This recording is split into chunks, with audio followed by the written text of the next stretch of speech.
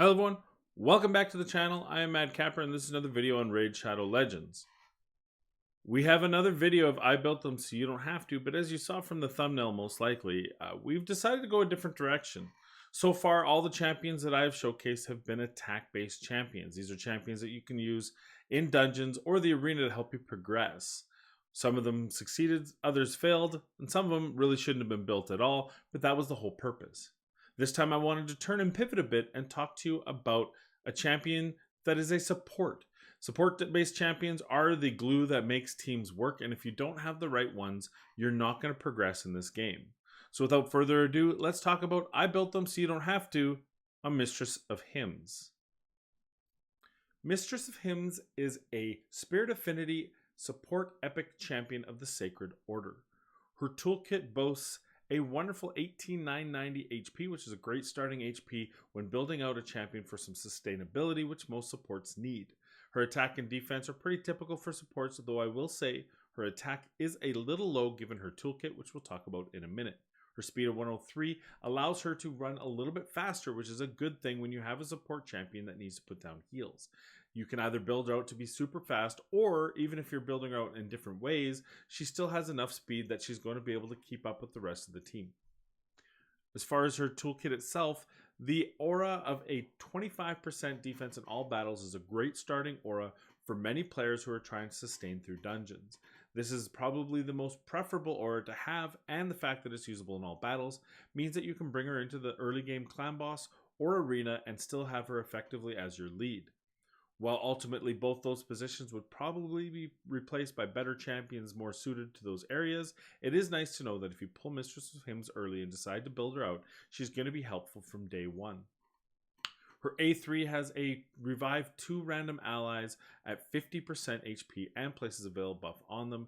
It is a 6-turn bookable to a 5-turn cooldown. Her A2 attacks one enemy, places a 15% continuous heal buff on all allies with the lowest HP for 2 turns if the attack is critical. That's an important piece to remember when building out her toolkit, is she needs to have 100% crit rate for this to work. It is a 4-turn bookable to 3-turn cooldown with added damage when you book her out. Her A1 has a heals an ally with the lowest HP by 15% of the damage inflicted. This is again important to remember when you're building her out. The damage inflicted is proportional to her attack, therefore a higher attack means she's going to heal more. Next, let's go over to how I built her out. My build on Mistress of Hymns is this. I went through a ton of different revisions on her. It cost me way more than even normally this does because I originally built her extremely tanky. I thought that was going to be the best way to use her, is to make sure that she's there and alive to revive people if they need it. The problem was it made her just a passenger, and I felt like if I wasn't really using her toolkit, then why was she even there? For the few runs that I needed where she revived, it wasn't good enough. So we switched her out to an attack gear, and this was a way better build for her. I totally, completely made her attack based. All her masteries, which we'll show in a second, and I even put her in savage gear. So let's take a look at this. Here is her total stats. We have her 43,666 HP. Now, this is more important than people realize. She does have to still be sustainable. So I couldn't just build her all out nuking damage. She's not that good of a nuker. And she needs some sustain to be able to revive people if your nukers do die. So she does have 3,200 attack, and I sacrificed some of that attack to get her HP. Defense at 1,700 isn't going to, wow anyone, but again, it helps with their overall survivability. 183 speed is somewhere that I would have liked to improve, but in order to get her attack and her HP higher, I had to sacrifice a little bit of it. This should be fine for dungeons, but if you're looking for an even faster one, that's all the better. The faster this champion goes, the better she is for you, because the better she can rotate through her skills. Her 210 crit damage at 100% crit rate is one of the keys to her heal ability. If you hit her really hard, then you're gonna heal for more, and just giving all that. Her masteries, again, I went for an attack. I did go this way here on the support because this all had to do, so the max HP, whatever, but the lay on hands increases the value by 5%, and then this gives it extra heals if they have less than 40% health. This gives them extra healing if they're under a particular problem. Ice Golem, for example. Spirit Haste gives her extra speed if her allies die so that she can hopefully get to go next and revive them. And then we just went for full damage here. We went with all the abilities, including Helm Smasher, that would give her the biggest possibility of damage. The more damage she did, the more she healed. And we were getting, and as you'll see, we get between 4 and 8k heals, which is not too bad for her A1. So I did end up taking Mistress of Hymns into all dungeons to see where she might be best suited. I decided to show you the Ice Golem one because this is where she kind of had her best showing. We'll also show the Fire Knight, and that's the other area where I really felt she kind of fell into her own. She's also useful in any dungeon like the Dragon Dungeon. However, you do have to keep in mind that at level 20 she is weak affinity, which means her A1 is going to do the least amount of work. It's still going to be good if you have a Cold Heart or another fragile champion. Royal Guards are usually built up that way as well, that need reviving. There's a point in the game where you have the champions doing the damage, but not necessarily the survivability. So this sort of thing is going to be able to help you get through the game effectively and still win overall when you need to. As you can see here, there was an example which often happens when fighting in this particular dungeon. Champions will kill themselves on that reflect damage. And just like we kind of surmised, Mistress of Hymns, while not able to do this all on her own, was integral to this team making it to this far in the dungeon. I also have Miscreated Monster on this team, and you could argue that, well, geez, he's going to do most of the work, but the reason why I chose this run is to show you when she is useful. When the other team, or when the opponents have that reflect damage up on that round 2 and your Rotos dies, if you don't have a revive, you're in trouble.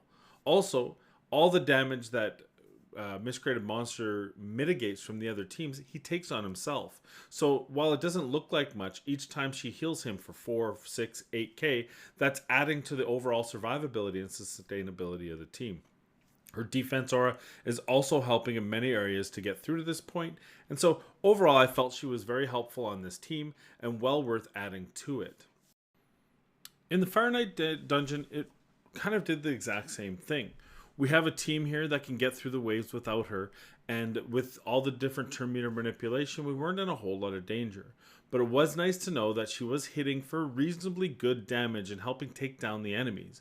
Plus, if anyone did take a shot on them, she would swiftly and quickly heal them up. This is where she's at her best, when she's not relied upon to keep everyone alive, but just is there to help survivability. She only has a one-hit A1, so you're going to need to have a good team around if you're going to use her in here. But once in here, you see that she can actually help the team survive. In this particular example, we did take a hit from the Fire Knight, and yet she's able to slowly bring everyone back to health with the continuous heal buffs and with her A1. That Cold Heart could not have sustained another hit, but by the time Mistress was done, that Cold Heart was as survivable as anyone else. Same goes for the Ethos. If any of them happened to die, she'd also be able to revive them, which is something that happens often in the Fire Knight dungeon. So it is nice to know, well, in this particular instance, we didn't take another hit, that she would be there. One could argue that is the whole point of a champion who's a support, is you shouldn't see them unless they're needed. And when they're not needed, they're at their best, right? She slowly brings everyone up. Everyone's at full health there, and she's able to survive, and we're able to make it through the dungeon. My final thoughts on Mistress of Hymns are a little bit conflicted. While I do think she can find her niche on a lot of different teams out there, I don't think she's going to help you get through to the end game. I think this is a champion where if you find yourself struggling through the mid game, through dungeons before dungeon 20, or even just getting someone like a Cold Heart to the dragon, or that Ice Golem, that wave 2 where people might die, she's absolutely going to be helpful. Even on the teams I built, for example, in the Ice Golem, I ran several tests through where if she was by herself, she just didn't have enough sustain to be able to keep the team alive. Most of the team would die, and 3 of the 4 we ended up wiping. The 4th time, Rotos actually soloed the Ice Golem by himself. However, as soon as I brought in Miscreated Monster, everything worked perfect, and we ran 5 runs, and we were 5 for 5. Now, you could argue that it was Miscreated Monster's goal, but the fact is, twice, Miscreated Monster had died. That second wave is absolutely killer for any team that can't deal with it before that reflect damage comes up. And you might get caught with an unlucky crit on the Ice Golem where you didn't get attacked down, or one of those sort of situations where you have a teammate die. In that case, she's absolutely useful. Also, if you, as we saw in the footage that I showed for the ice golem, she absolutely helped out keeping the two alive. If you have a case where you don't keep that shield open, getting those heals sustained, and at the very end, if needed, being able to res is of huge importance. If you don't have that, you're not gonna survive. Mistress of Hymns reminds me of a typical battle cleric or field medic or whatever you want to call it. You'd never notice her when you don't need her, but when you need her, she's there and she does her job effectively. She's adding the little heals to the champions between her A2's continuous heal and her A1 healing. She can hit reasonably hard, although she's not scaring anyone with massive damage. She's rezzing you when needed, and at the end of the day, when you need it, like I said, she's there. So I guess my final thoughts on Mistress of Hymns would really depend on your team. If you have a team that needs that sort of level of extra support, she's there for you. She'll supplement very well with many different champions. You can have Apothecary giving the big heals on a single target, and she's just topping up the other members that don't get the heal. Remember, Apothecary is a 3-turn cooldown, so the other 2 turns there might be a champion in need, and that's where she comes in. She just kind of fits the gaps where your main support isn't able to help. Whether that main support is Miscreated Monster, Apothecary, or any of the others, she's going to be helpful in that respect. On the flip side, if you build her, you must know that you will replace her. Eventually, she's not going to be the best for that position. Champions like Gorgrab, Arbiter even, Cardinal are all going to have better overall toolkits to help support your team in dungeons and of course in the arena for many of those cases. Mistress of Hymns simply doesn't have the big booming heals or the turn meter boosting revive or any of these sort of things that are going to help you in the late game. So keep that in mind when building her out, that she's not necessarily going to be on your team forever. If you need a champion to help get you to the end game, build her. But if you're expecting to use her throughout the end game, you're probably going to be disappointed. That's all I have for today. I hope this helped you. Please remember to like and subscribe. And I hope you enjoy all this series. I do have another couple champions that are ready to go, and we'll be posting a few more videos in the coming week or so. That's all I have for today. Again, stay safe, be kind, practice social distancing, and I'll see you in the next video.